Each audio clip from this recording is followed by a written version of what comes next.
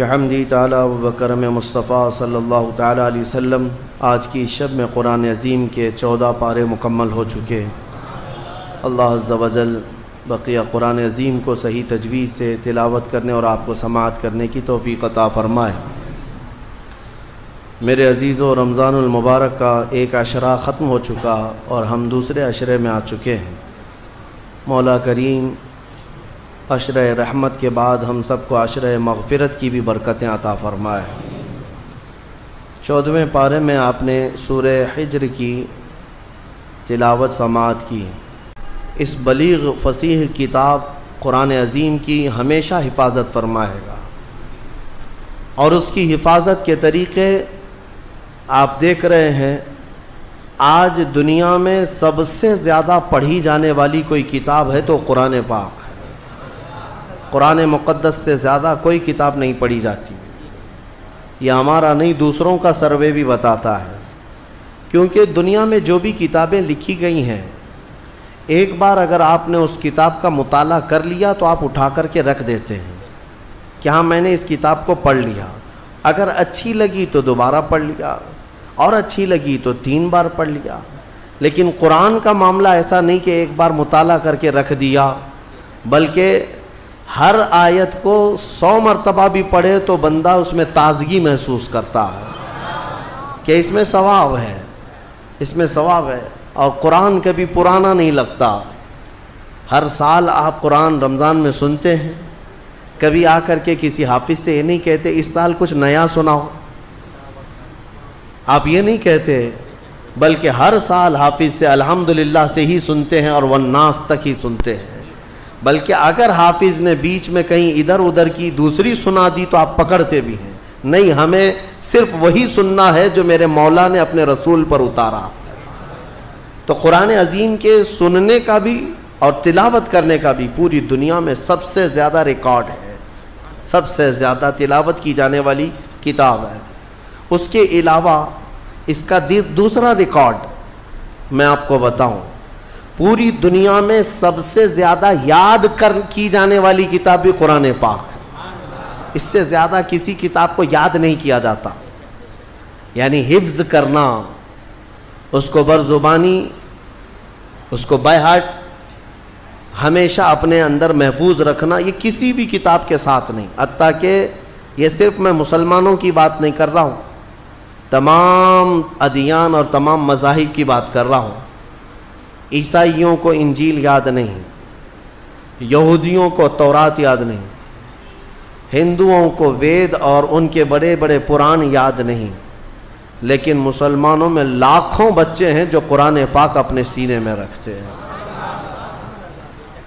7 سال کے بچے سے لے کر 70 سال تک کے بوڑھے تک بھی آپ کو حافظ قرآن ضرور ملیں گے۔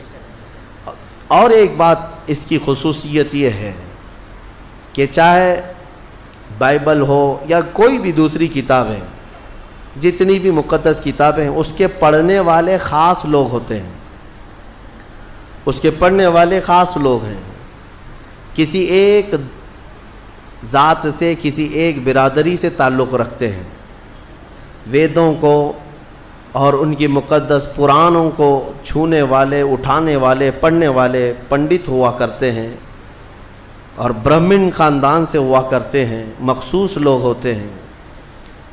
اسی طرح سے بائبل کے اور تلمود کی اور تورات کی آیتوں کو یاد کرنے والے ایک خاص طبقے کے لوگ ہوا کرتے ہیں، اور بھی دیگر جگہ آپ دیکھیں۔ لیکن قرآن کی یہ خصوصیت ہے کہ یہ کسی خاندان سے خاص نہیں کیا گیا کہ قرآن صرف سید لوگ ہی پڑھیں گے، پٹھان نہیں پڑھے گا۔ قرآن کی یہ خصوصیت ہے کہ اگر کسی کسان کا بچہ بھی اٹھا لے تو حافظ قرآن بنتا ہے، اور اگر وہ حافظ قرآن بن گیا تو ہمیں اسے امام بنانے میں کوئی شرم کی بات بھی نہیں ہے۔ ہمارے ہاں یہ کاسٹزم نہیں ہے، یہ نہیں ہے قرآن کی یہ خصوصیت۔ اس کا ایک اور ریکارڈ میں آپ کو بتا دوں، سب سے زیادہ پڑھی جانے والی، سب سے زیادہ سنی جانے والی، سب سے زیادہ یاد کی جانے والی کتاب، اور دنیا میں سب سے زیادہ پرنٹ ہونے والی، چھپنے والی بھی کتاب قرآن پاک۔ سب سے زیادہ چھپنے والی کتاب قرآن عظیم، کروڑوں کی تعداد میں۔ اور ایک ریکارڈ میں اس کا بتاؤں قرآن عظیم کو، کہ دنیا میں اور بھی نسخے پرانے جو رکھے گئے ہیں پرانی کتابوں کے، کوئی 400 سال پرانا نسخہ، کوئی 300 سال پرانا نسخہ پہلے زمانے کے جو ہاتھوں سے لکھے ہوئے موجود ہیں، لیکن صرف اور صرف قرآن کی یہ تخصیص ہے کہ جو سیدنا عثمان غنی رضی اللہ تعالیٰ عنہ نے اپنے ہاتھوں سے لکھا وہ آج بھی ترکی میں محفوظ ہے، اور اس کی لیبارٹری میں جانچ بھی ہو چکی ہے فورینسک، اور اس کی پرانا ہونے کی تصدیق بھی سائنس نے کر چکی ہے۔ قرآن پاک کا اصل نسخہ آج بھی موجود ہے جو حضور کے زمانے میں تھا، تو اس کی یہ خصوصیت ہے۔ اس کے علاوہ میں آپ کو بتاؤں قرآن کی اگر اللہ نے حفاظت کے طریقے جو رکھے ہیں، اللہ اکبر، بہت الگ انداز کے ہیں۔ شاید دنیا میں کوئی کتاب ایسی نہیں ہوگی جس کے سورے گنے گئے ہوں، جس کے پارے گنے گئے ہوں، جس کے رکوع گنے گئے ہوں۔ قرآن کو پوری طرح سے بند کر کے رکھا گیا ہے۔ 30 پارے ہیں، 114 سورے ہیں، 540 رکوع ہیں، یہ سب گن کر کے رکھے گئے۔ اتنا ہی نہیں، آیتیں بھی گنی جا چکی ہیں، آیتیں بھی محفوظ ہیں۔ پورے قرآن پاک میں 6600 جو سمتھنگ آیتیں ہیں، سب محفوظ ہیں۔ یہ تو ہو گیا پارے، سورے، رکوع اور آیتیں ہیں، حتیٰ کہ محققین نے حروف بھی گن کے رکھے ہیں۔ حروف تو چھوڑیں، جتنے زبر آئے وہ بھی گنے جا چکے ہیں، زیر کتنے آئے وہ بھی گنے جا چکے ہیں، پیش کتنے ہیں وہ بھی گنے جا چکے ہیں۔ یہ سب ہونے کے بعد پورے قرآن میں نقطے کتنے ہیں یہ بھی گنے جا چکے ہیں۔ اب اور مجھے بتاؤ کوئی اور کتاب لا کر دکھاؤ جس کی حفاظت کا اتنا اہتمام کیا گیا ہو۔ کوئی ہے کتاب اتنا اہتمام کیا گیا ہو کہ اس کی ایک ایک ذرے کو محفوظ رکھا گیا ہو؟ اتنے احترام کے ساتھ اور اہتمام کے ساتھ قرآن کی حفاظت کی گئی ہے۔ پھر بھی یہ چھپے ہوئے قرآن کو اگر کوئی سمجھتا ہے کہ اس کو پھاڑ دینے سے، جلا دینے سے، ختم کرنے سے قرآن چلا جائے گا، تو وہ منحوس اور ایسا بیوقوف جس کو جو عقل سے پیدل ہے، اسے سمجھ نہیں کہ قرآن جو ہے یہ چھپے ہوئے کتاب میں یا اوراق میں جو ہے، اسے نہیں کہتے، یہ مصحف ہے، یہ مصحف ہے۔ قرآن علم الہی کا نام ہے، اللہ کے علم کا نام ہے قرآن۔ اگر تم مٹا سکتے ہو تو پھر مٹا کر دکھاؤ۔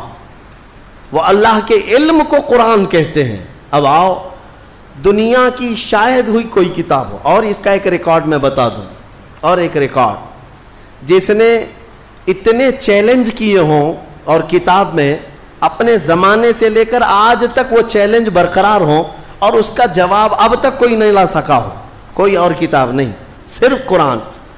پہلا چیلنج اترتا ہے، قل ان کنتم فی ریب مما نزلنا علی عبدنا فأتوا بسورۃ من مثلہ۔ اے لوگو، اگر تم کو شک ہے جو کچھ ہم نے اپنے بندے پر اتارا ہے، اپنے رسول پر اتارا ہے، یہ قرآن میں اگر تم کو لگتا ہے کہ یہ کہیں اور سے آیا ہوا ہے، تو لاؤ اس کے طرح کی ایک سورہ تم بھی بنا کر۔ یہ چیلنج چلتا رہا، نہیں آیا۔ دوسرا چیلنج آیا ہے، قل فأتوا بعشر سور مثلہ۔ اے محبوب آپ فرما دیں اس کے مثل 10 سورتیں۔ پہلا یہ چیلنج آیا، 10 سورتیں لے آئیں، پھر ایک سورت لے کر کے آئے، پھر اس کے بعد آیا کہ 10 آیتیں ہی لے کر کے آؤ۔ یہ تک چیلنج آج بھی قرآن پاک میں تلاوت ہو رہا ہے باضابطہ، اور بدلنے والے اس میں قرآن پاک کو یہ تو کہہ گئے کہ اس میں آتنک ہے، اس میں دہشت ہے، فلاں ہے۔ میں ان سے پھر کہتا ہوں پھر قرآن اٹھاؤ، پھر قرآن اٹھاؤ، اور پھر اگر تمہاری ہمت ہے تو اس طرح کا دوسرا قرآن تیار کر کے دکھا دو۔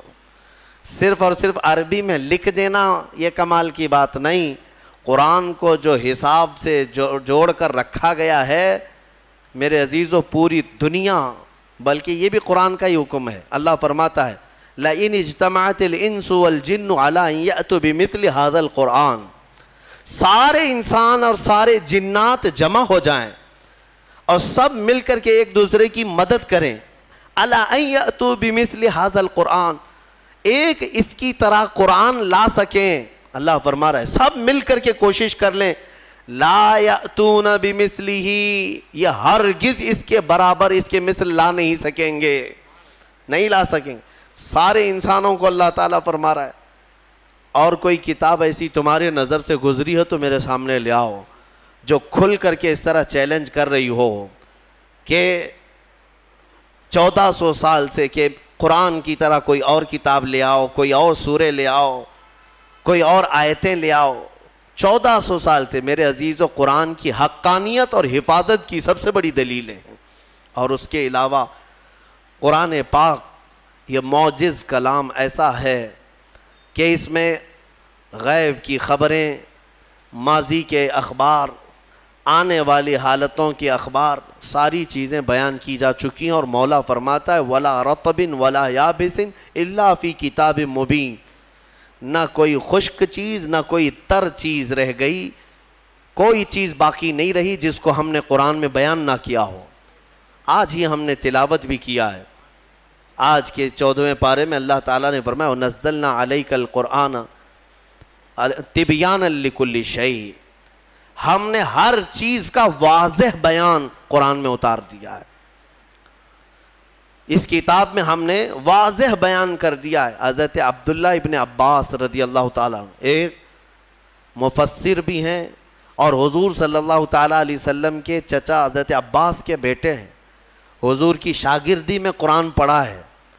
وہ کہتے ہیں کہ اگر میرے اونٹ کے گلے کی رسی بھی گم ہو جائے تو میں قرآن سے ڈھونڈ لوں گا، اتنا علم ان کے پاس تھا۔ میرے عزیزو اونٹ کی رسی اور قرآن کا کیا تعلق ہے؟ لیکن ان کے کہنے کا مطلب یہی ہے کہ دنیا کی کوئی بھی چیز تم لے آؤ میں اس کو قرآن سے حل کر کے دکھاؤں گا۔ قرآن تمام علوم کا خزینہ ہے اور اللہ تبارک و تعالیٰ اس کی حفاظت کا ضامن ہے، کچھ نہیں ہوگا قرآن پاک کا، کچھ نہیں ہوگا۔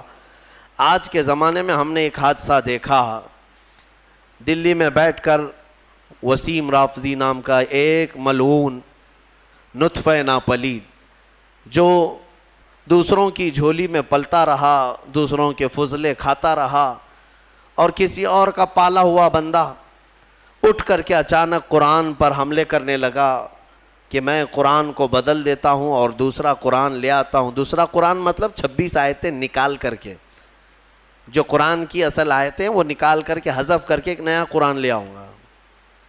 کتنے دن چلا اس کا قرآن؟ ابھی تو ہم بھی زندہ ہیں، ابھی ہم بھی زندہ ہیں، ہماری نسلوں کی تو بات چھوڑو۔ کہاں گئے صاحب جو چیلنج کر رہے تھے قرآن نیا لائیں گے سب کو؟ مدرسوں میں اس خبیث نے قرآن بھیجا تھا ایڈریس پہ، کئی مدرسوں میں پارسل بھیجا تھا کہ یہ قرآن اب پڑھایا کیجئے۔ جرأت اور ہمت دیکھیں، ابھی انجام آنا باقی ہے میرے عزیزو۔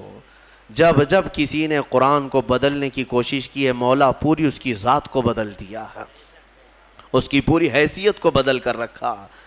ہاں ابھی انجام دیکھنا باقی ہے، آپ انشاءاللہ اپنی آنکھوں سے دیکھیں گے رب ذوالجلال کی پکڑ کیسی آتی ہے۔ کیونکہ میرے گھر کے ساتھ چھیڑ چھاڑ کر رہے ہو الگ بات ہے، میرے کپڑے کے ساتھ چھیڑ چھاڑ کر رہے ہو الگ بات ہے، لیکن مولا نے جس کے بارے میں وعدہ کیا کہ ہم نے قرآن کو اتارا اور ہم ہی اس کی حفاظت کریں گے، اور تم اس کے علم کے ساتھ چھیڑ چھاڑ کرو، اب پھر اللہ سے جنگ کرو، پھر اللہ سے جنگ کرنے کا انجام وہ خود بھگتیں گے۔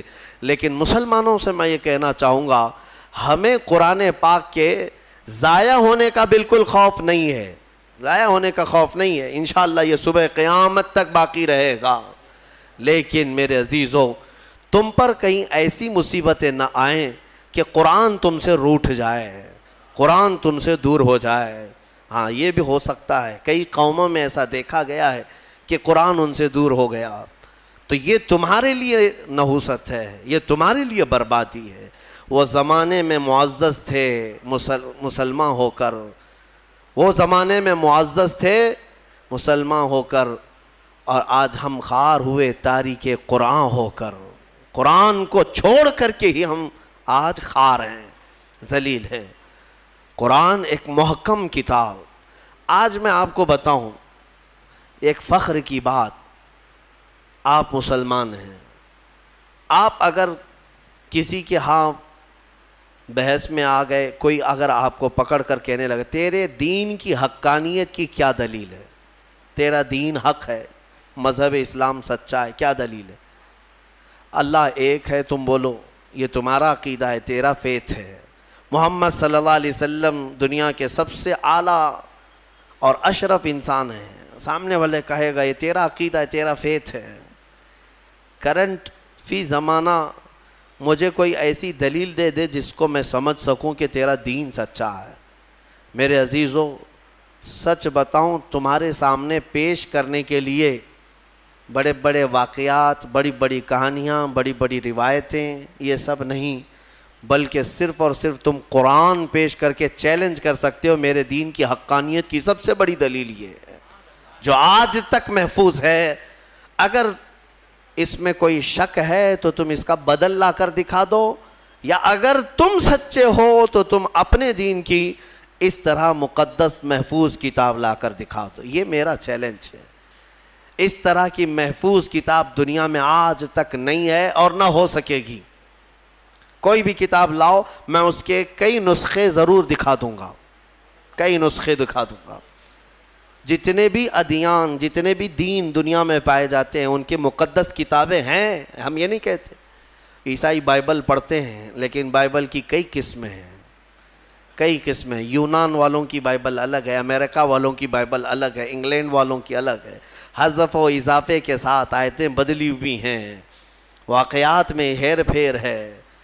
اسی طرح دیگر مقدس کتابوں کا بھی حال ہے۔ میں کوئی بھی کتاب لاؤ اس کے 4-5 نسخے ضرور پیش کروں گا، اور پھر میرا یہ چیلنج ہے تم قرآن امریکہ میں اٹھاؤ یا ہندوستان میں اٹھاؤ، افریقہ میں اٹھاؤ یا عرب میں اٹھاؤ، ہر جگہ تمہیں قرآن وہی ملے گا جو الحمدللہ سے شروع ہوتا ہے اور والناس پہ ختم ہوتا ہے۔ الحمدللہ، یہ قرآن کی حقانیت کہ اس کے، اچھا آپ کیا سمجھتے ہیں اس کے دشمن نہیں رہے، اس کو ختم کرنے کی کوششیں نہیں ہوئی؟ بہت کچھ کر چکے، لیکن کیا کر سکتے ہیں؟ آسمان کو کب کون نیچے لا سکتا ہے؟ آسمان کو نیچے، کچھ دشمن ہوتے ہیں، سنا ہے کہ کتا چاند کا دشمن ہوتا ہے۔ ہاں ہم نے سنا ہے، پتہ نہیں کیوں دشمنی کرتا ہے، کیونکہ 14ویں رات کو چاند کو دیکھ کر وہ بھونکنے لگ جاتا ہے، چاند کی طرف دیکھ کر کے بھونکتا ہے، اور شاید سوچتا بھی ہوگا کسی طرح اس کو نیچے گرا دوں بھونک بھونک کر کے، لیکن اس کے بس میں نہیں ہے، اس کی طاقت میں نہیں ہے۔ اس طرح بہت سارے آج کتے بھونکتے ہیں اسلام کی اس چکا چوند روشنی کو دیکھ کر، لیکن ان کے بس میں نہیں ہے اس کو زمین پر لا سکیں، قرآن کو زیر کر سکیں یا اسلام کو ختم کر سکیں۔ ہاں بس اتنا ہے کہ اپنے گوفے میں بیٹھ کر تھوڑی دیر بھونکتے رہیں، اور گلا خراب ہو جائے تو خاموش ہو جائیں، بس اتنا ہو سکتا ہے۔ اللہ تبارک و تعالیٰ کا کروڑا کروڑ احسان ہے کہ اس نے ہمیں دین حق کی ہدایت عطا فرمائی ہے، اور قرآن پاک جیسی محکم اور محفوظ کتاب اللہ نے ہمیں عطا فرمائی ہے۔ میرے عزیزو، اس کی حقانیت کی ایک اور دلیل میں تمہیں بتاؤں، اس کی حقانیت کی ایک اور دلیل، بلکہ بے شمار دلیلیں ہیں۔ ایک بات میں آپ کو بتا دوں، ہمارا یہ مزاج نہیں کہ قرآن کو ہم سائنس سے پروف کریں، ضروری نہیں ہم کو، ہم قرآن کو پروف کرنے کے لیے سائنس، فزکس، کیمسٹری، جغرافی، میتھس، ان سب کے سہارے لینا یہ ہمارا مزاج نہیں۔ لیکن اگر کوئی اس بات کا تقاضا کرے کہ کیا قرآن میں میتھس بھی ہے، کیا قرآن میں سائنس کی تھیوریز بھی ہیں، تب پھر ہم اس کو دلیل کے طور پر کچھ چیزیں پیش کرتے ہیں، ورنہ قرآن کی حقانیت کو ثابت کرنے کے لیے ہم یہ سب چیزوں کے محتاج نہیں ہیں۔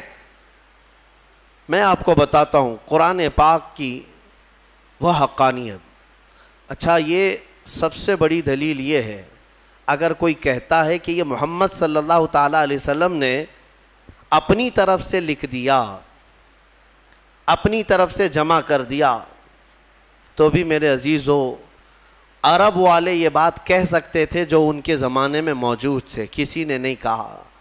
جو ان کے جانی دشمن تھے وہ بھی نہیں کہہ سکے، کیونکہ سبوں نے دیکھا کہ اللہ نے انتظام ہی ایسا کیا کہ پوری زندگی میرے آقا صلی اللہ تعالیٰ علیہ وسلم کسی کے ہاں درس لینے کے لیے گئے ہی نہیں. ہمارے نبی کی خصوصیت کیا ہے؟ امی.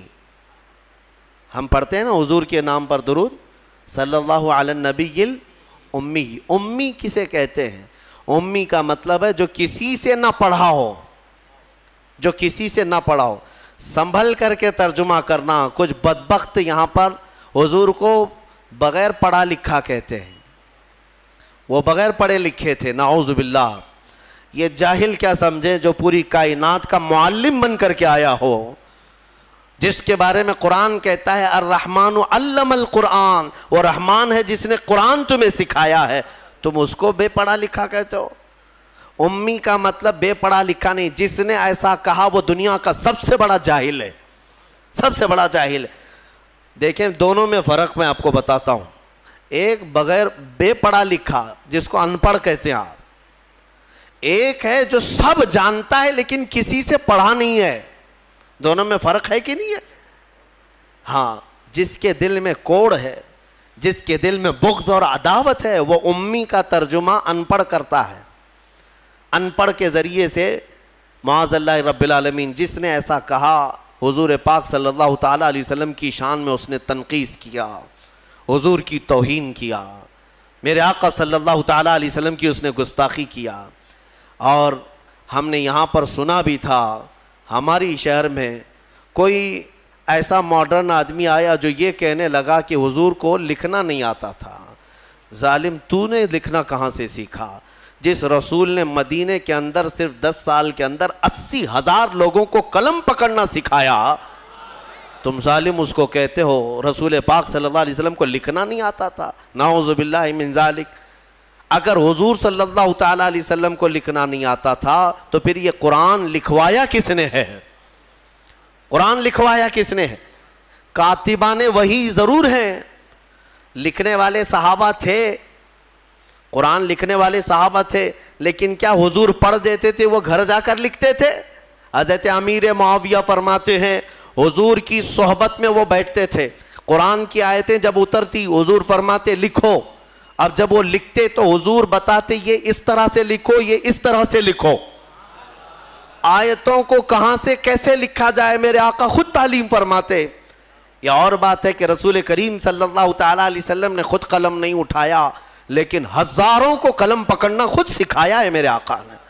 اور جو یہ کہتا ہے وہ ہمارے دل کو ٹھیس پہنچاتا ہے. اے سنی مسلمانوں، نبی پاک صلی اللہ تعالیٰ علیہ وسلم کو لکھنا نہیں آتا تھا. نعوذ باللہ من ذالک. قرآن جن کے بارے میں کہہ رہا ہے وَعَلَّمَكَ مَا لَمْ تَكُنْ تَعْلَمْ، اے رسول ہم نے آپ کو وہ سب سکھا دیا جو آپ نہیں جانتے تھے.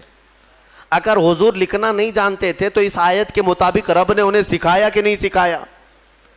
اللہ فرما رہے ہم نے وہ سب سکھا دیا. سب میں کیا کیا آیا؟ سب میں کیا کیا آیا؟ سب میں میرا اور تمہارا نام بھی آ گیا. ہاں، میرے رسول کو اللہ نے وہ بھی سکھا دیا کہ اتنے زمانے کے بعد یہ لوگ آئیں گے، فلاں آئیں گے. حضور کو اللہ نے سارے علوم سکھائے.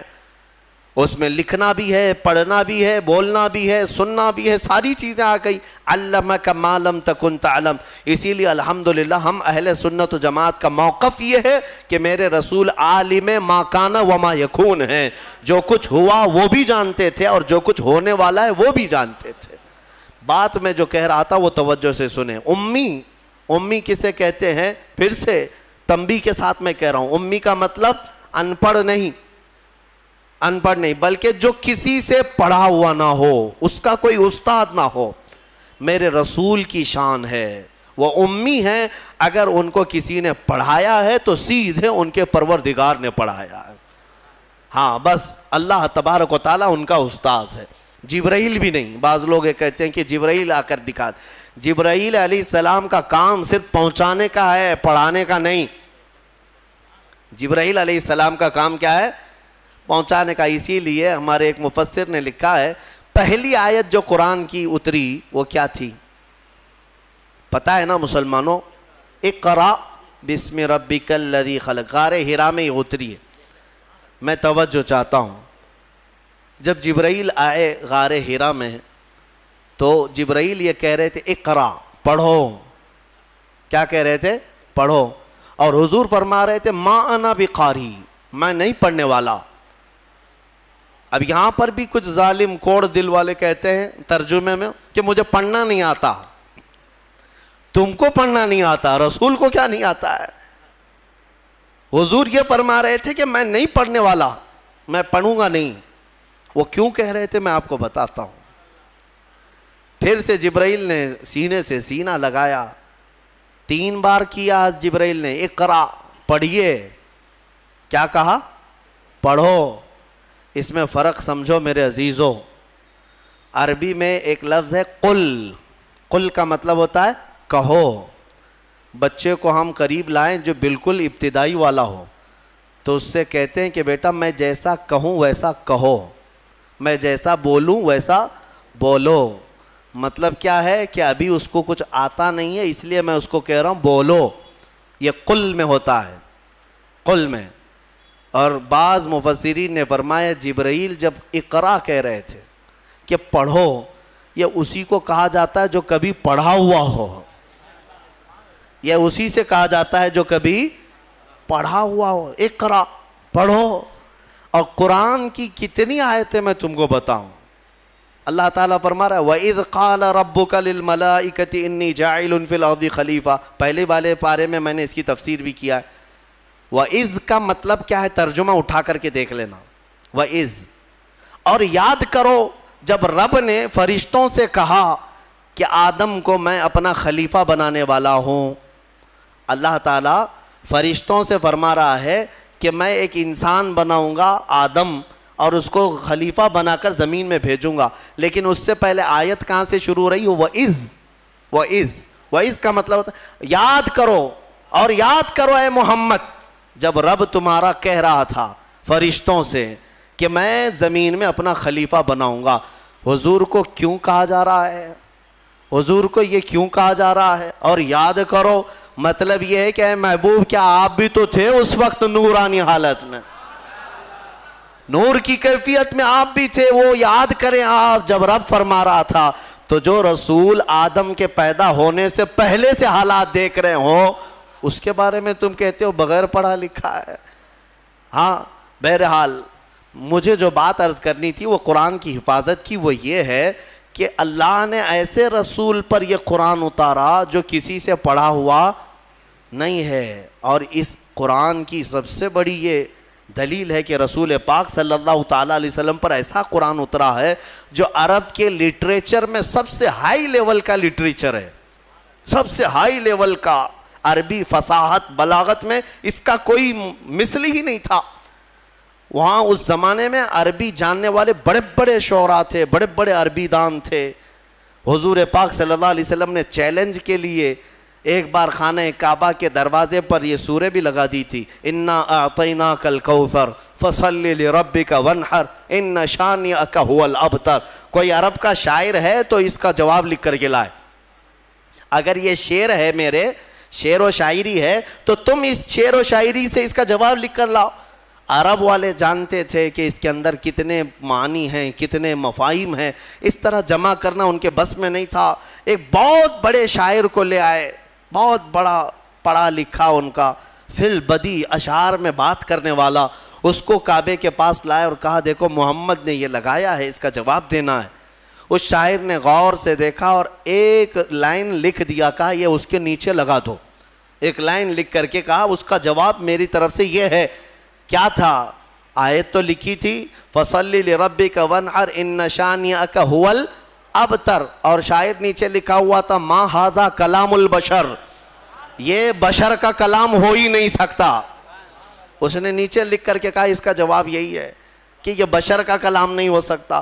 اس وقت کے لوگوں نے اس کے اعجاز کو سمجھ لیا تھا قرآن عظیم کو کہ یہ محمد صلی اللہ علیہ وسلم کا اپنے پیٹ سے نکالا ہوا نہیں ہے یہ، بلکہ یہ اللہ رب العزت کی طرف سے کوئی تو ہے جو ان پر اتار رہا ہے یہ آیتیں. آپ کو ایک حیرت کی بات میں بتاتا ہوں. امریکہ کا جو انکشاف ہوا یہ تو بہت سالوں بعد پتہ چلا نا کہ اس طرف بھی ایک دنیا ہے. بہرحال اٹلانٹک اوشین میں جو یعنی سمندری سفر کا ماہر ایک بڑا مورخ بھی ہے، دانشور بھی ہے، پڑھا لکھا آدمی ہے، اور وہ سائنٹسٹ بھی ہے. وہ سمندری سفر میں اٹلانٹک اوشین سے گزرتے ہوئے ایک علاقہ دیکھتا ہے جہاں سے اس کا جہاز گزر رہا تھا. تو وہ ایک ایسی جگہ آئی جہاں اتنا اندھیرا ہے کہ سورج کی ایک کرن بھی نہیں پڑتی، وہاں پر ایک کرن بھی نہیں آتی. اور جب جہاز وہاں چلا جائے تو اس نے کہا ہاتھ باہر نکالو تو بھی نظر نہ آئے، اتنا اندھیرا ہے، ایک علاقہ ہے سمندر کے بعد. اس نے باہر آ کر کئی سالوں کے بعد اس کا انکشاف کیا کہ میں نے اٹلانٹک اوشین کے اندر ایک ایسی جگہ دیکھی ہے جہاں پر سمندر میں نہایت ہی اندھیرا ہے، نہایت ہی اندھیرا ہے، ہاتھ نکالو تو بھی نظر نہ آئے. یہی اس کے جملے تھے. اور ظاہر سی بات ہے پہلا وہ شخص ہے جس نے یہ کھوج نکالی سمندر کے علوم میں. لیکن جب اس نے نکالا تو علماء ربانیین نے سن کر کے کہا قرآن پاک کی آیتیں پڑھو.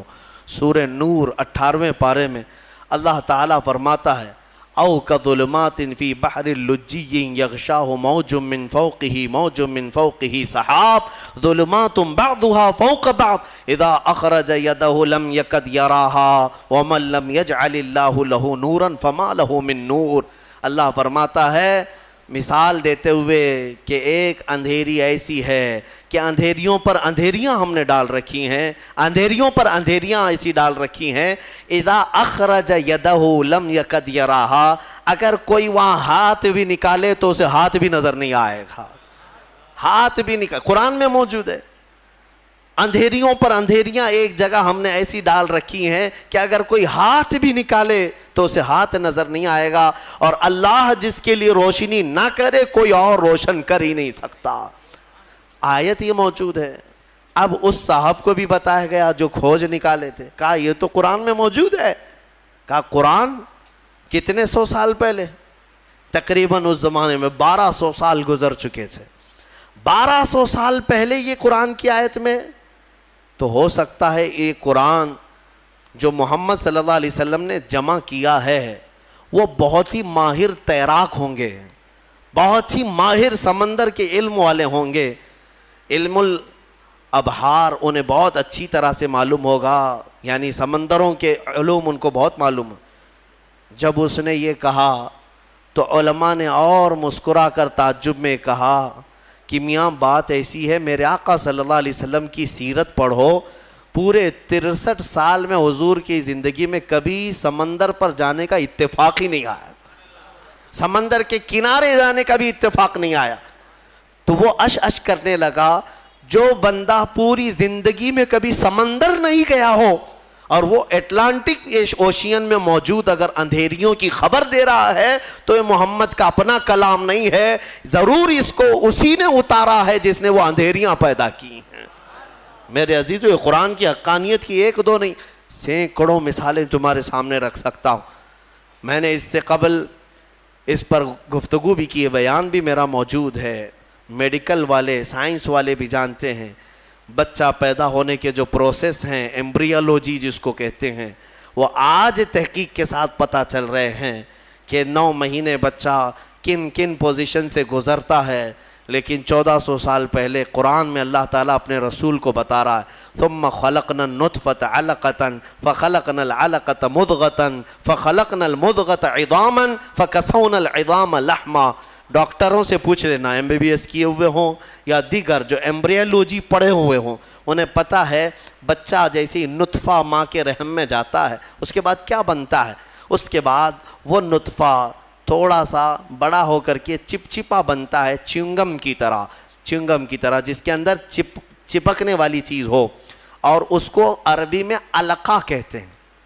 علقہ کہتے ہیں، وہ بہو وہی ترجمہ ہے. اور اس کے بعد یہ میڈیکل لائن کے اعتبار سے ہی میں بتا رہا ہوں، یہ چپچپا بنتا ہے اور اس کے بعد یہ خون کا لوتھڑا بنتا ہے، خون کا بستہ، خون بندھا ہوا خون جیسا ہوتا ہے. اور اس کے بعد پھر گوشت کا ٹکڑا بنتا ہے، پھر گوشت کے ٹکڑے کے بعد پھر یہ جو ہے ہڈیاں اس کے اندر آنے لگتی ہیں اور پھر شکل بننے لگتی ہے اور پھر اس کے بعد اس پر چمڑی آتی ہے، پھر بال آتے ہیں۔ اب قرآن پڑھو تو سمجھ میں آئے گا۔ مولا فرماتا ہے خلقنا النطفۃ علقۃ، ہم نے نطفے کو علقہ بنایا، چپچپا بنایا، فخلقنا العلقۃ مضغۃ، اور پھر ہم نے علقے کو بستہ خون بنایا، فخلقنا المضغۃ عظاما، پھر یہ بندھے ہوئے خون اور بستہ گوشت کو ہم نے ہڈیاں دی، فکسونا العظام لحما، پھر ہم نے ہڈیوں پر چمڑیاں ڈالی، ثم انشأناہ خلقا آخر، پھر ہم نے مکمل کر کے اسے ایک نئی تخلیق میں پیدا کیا۔ میرے عزیزو، قرآن ایک جگہ نہیں، یہ آیتیں 3 سے 4 جگہ قرآن پاک میں پورے پروسیس کے ساتھ ہے۔ مجھے بتاؤ 1400 سال پہلے کون سا سونوگرافی تھا، کون سا سٹی سکین تھا، کون سا ایکس رے مشین تھی، کون سی ایسی چیز تھی جو ماں کے پیٹ میں کیسے پروسیس ہوتا ہے بتا سکے؟ اگر میرے آقا صلی اللہ تعالیٰ علیہ وسلم نے قرآن کے ذریعے سے یہ بتایا ہے تو یقیناً قرآن اللہ کی کتاب ہے جو خود ماؤں کے پیٹ میں بچوں کی تخلیق فرماتا ہے۔ بہرحال مجھے بات صرف اتنی عرض کرنی ہے کہ قرآن کو تم نے چھوڑا ہے میرے عزیزوں، جس کی وجہ سے آج ہمارے حالات ہیں۔ کاش ایک بار قرآن پھر سے اٹھا لو۔ میں قسم رب ذوالجلال کی، اللہ تبارک و تعالیٰ کا وعدہ تمہیں یاد دلا رہا ہوں۔ مولا نے قرآن میں فرمایا کان حقا علینا نصر المؤمنین، ہم نے اپنے اوپر لازم کر لیا ہے کہ ایمان والوں کی مدد کریں گے۔ ہم نے ابھی قرآن میں پڑھا ہے ان یکم منکم 20 صابرون یغلبوا 200، اگر تم میں 20 لوگ صبر والے آ جائیں، مولا فرماتا ہے میں 200 پر انہیں بھاری کر دوں گا، 200 پر بھاری کر دوں گا۔ یہ سب وعدے تمہارے لیے ہیں، لیکن اب کیا ہوگا؟ اسی لیے کسی شاعر نے کہا تھا اب فقط شور مچانے سے نہیں کچھ ہوگا اور یوں ہی ہونٹوں کو ہلانے سے کچھ نہیں ہوگا۔ تمہیں اب اس قرآن پاک کو اٹھا کر دیکھنا ہوگا کہ عملی زندگی کیا ہے۔ بڑے بڑے سائنسدان، بڑے بڑے مورخین قرآن پڑھتے رہے، آج بھی پڑھ رہے ہیں اور تحقیقات کر رہے ہیں۔ افسوس ہے کہ ہماری قوم میں ایک بڑا طبقہ قرآن سمجھنا تو دور کی بات ہے، پڑھنا بھی نہیں جانتے۔ جو پڑھنا نہیں جانتے، یہی تو حال ہے کہ ہم نے دیکھا ہے بڑی بڑی محفلیں، تمہیں قوالی میں تو اتنا جوش آتا ہے، تھرکتے رہتے ہو، ناچتے رہتے ہو، کون سا جوش ہے؟ ہاں، تم یہاں پر کسی محفل میں بیٹھ کر کے کچھ اشعار سنو تو تمہارے جسم میں وجد آنے لگتا ہے۔ بعض لوگ یہ کہتے ہیں یہ وجد ہے، وجد ہے۔ ارے اللہ کا کلام سن کر کوئی وجد نہیں آیا، قرآن پاک سننے کے بعد تمہارے رونگٹے کھڑے نہیں ہوئے، کیا کھڑے ہوں گے؟ سمجھ میں آتے تو نا۔ قرآن کی آیتیں آج بھی پتھر دلوں کو بھی پانی کر دیتی ہیں۔ تمہیں پتہ ہے فضیل بن عیاض اپنے زمانے کے بڑے ڈاکو، بغداد کے راستے پر جو بھی قافلہ گزرتا لوٹ مار کرتے تھے، لیکن ایک قاری قرآن اونٹ پر بیٹھ کر تلاوت کرتے ہوئے جا رہا تھا اور 27ویں پارے کی آیت تلاوت کر رہا تھا، أَلَمْ يَأْنِ لِلَّذِينَ آمَنُوا أَن تَخْشَعَ قُلُوبَهُمْ لِذِكْرِ اللَّهِ، کیا ایمان والوں کو ابھی وہ وقت نہیں آیا کہ اللہ کے ذکر سے ان کا دل ڈولنے لگ جائے، ہلنے لگ جائے، وہ توبہ کر لیں؟ اتنی آیت سنی تھی، فضیل بن عیاض کے ہاتھ کانپنے لگے۔ کیوں؟ عربی سمجھتے تھے، ڈاکہ زنی کرتے تھے لیکن عربی معلوم تھی۔ لیکن ایک قاری قرآن سے جب یہ آیت سنی، دل پر ایسے گزرنے لگی، ہتھیار پھینک دیا، ساری چیزیں پھینک دی اور چیخنے لگے آن لنا ربنا، آن لنا ربنا، اے ہمارے رب، وہ وقت آ گیا، وہ وقت آ گیا، مجھے تو اپنی بارگاہ میں لے لے۔ اور پھر ایسی توبہ کی، ایسی توبہ کی، اللہ اکبر۔ اس کے بعد جو ان کی زندگی میں تبدیلی آئی جانتے ہیں؟ فضیل بن عیاض اولیاء کرام کی جماعت میں سند کا نام ہے۔ آج اتنا بڑا مقام ہے کہ سیدنا غوث اعظم عبد القادر جیلانی رضی اللہ تعالیٰ عنہ بھی ادب کیا کرتے تھے۔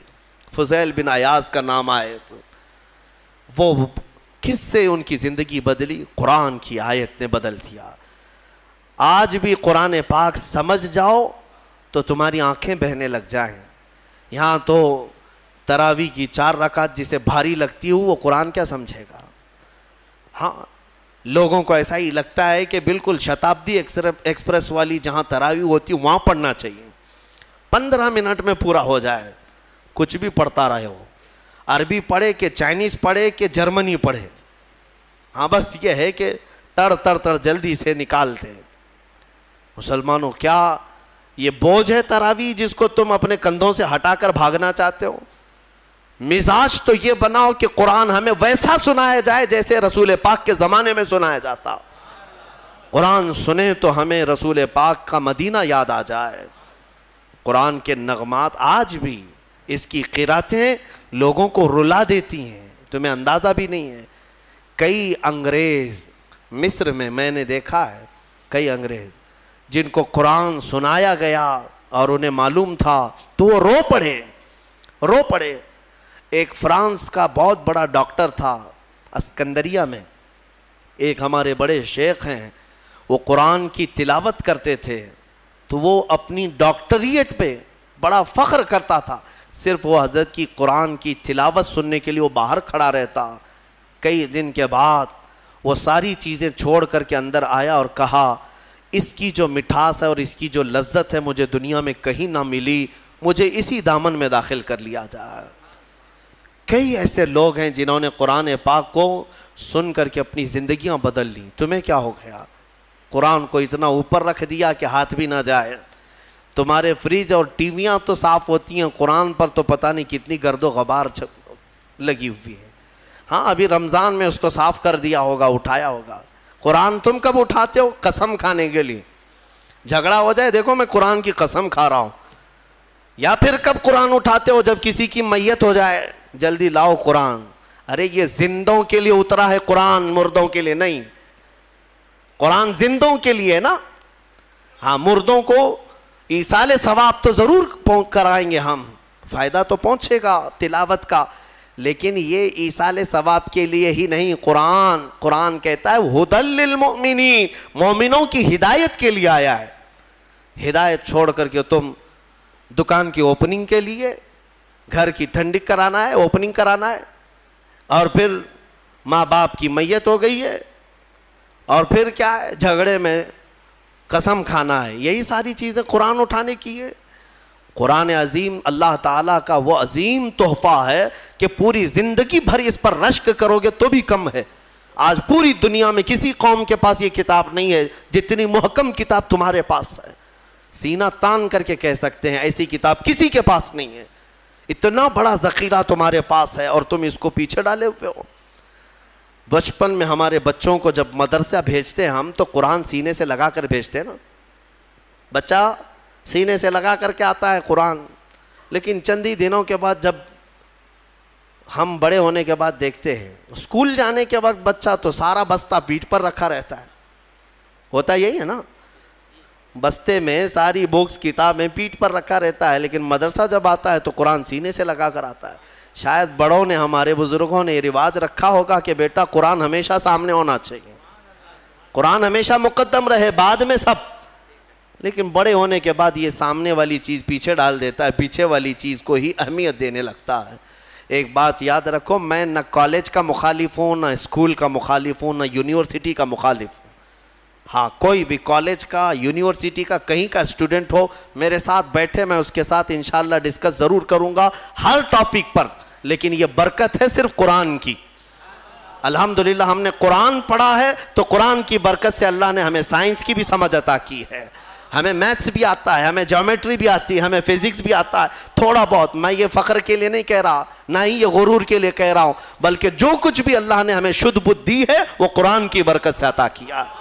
اور اعلیٰ حضرت فاضل بریلوی رضی اللہ تعالیٰ عنہ خود فرماتے ہیں ایسی ایسی کتابیں انہوں نے لکھ رکھی ہیں کہ آج کی بڑی بڑی یونیورسٹیوں کے پروفیسر حل نہیں کر پا رہے ہیں، ان کے میتھس کے بڑے بڑے ٹف فنڈے نہیں حل کر پا رہے ہیں۔ قبلہ پہچاننے کے علوم آج بھی کتاب لکھی ہوئی ہے، جیومیٹری پر لکھی ہوئی ہے، علم رمل پر، علم جفر پر اور زیجات پر، ایسے ایسے علم ہے جس کے نام بھی تم نے نہیں سنے ہوں گے۔ اور اعلیٰ حضرت یہ کہاں جا کر پڑھے تھے، کون سے مدرسے میں؟ یہ فن، یہ علوم آج پورے ہندوستان کے مدرسوں میں نہیں پڑھائے جاتے۔ اعلیٰ حضرت کہاں سے پڑھے؟ خود فرماتے ہیں یہ صرف اور صرف قرآن اور حدیث رسول کی برکت ہے۔ رسول پاک صلی اللہ تعالیٰ علیہ وسلم کے قدموں میں جو ہو گیا، ہر علم خیرات میں ملا۔ میں یہ کہتا ہوں کہ نوجوانوں ضرور جاؤ، اسکول جاؤ، کالج جاؤ، یونیورسٹیوں میں جاؤ، ٹاپ کرو، پوری یونیورسٹی کو ٹاپ کرو، لیکن عقیدہ اور یقین یہ ہونا چاہیے کہ تم دنیا میں اگر عروج پر پہنچو گے تو شروعات تمہاری الحمدللہ رب العالمین سے ہونی چاہیے۔ یہاں سے ہو تو پھر دیکھو اللہ تعالیٰ تمہیں ترقی بھی دے گا اور برکت بھی عطا کرے گا۔ اللہ کریم ہمیں کہنے سننے سے زیادہ عمل کی توفیق عطا فرمائے۔ قرآن عظیم کی برکتیں اللہ تعالیٰ ہم سب کو عطا فرمائے۔